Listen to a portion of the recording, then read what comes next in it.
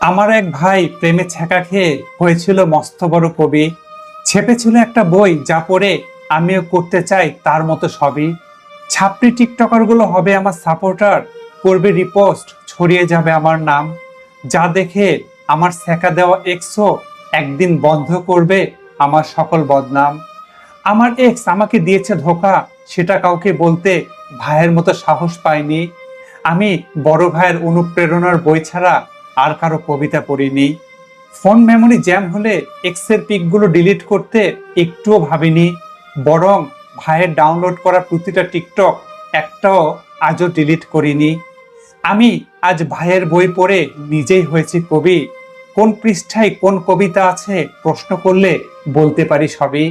এসব দেখে অনেকে হিংসায় জ্বলে, বলে আমি নাকি ভাইয়ের পা চাটি। আচ্ছা, ভাইয়ের পা চেটে যদি আমি শান্তি পাই, তাতে তাদের কি ক্ষতি? আপনারাই বলুন।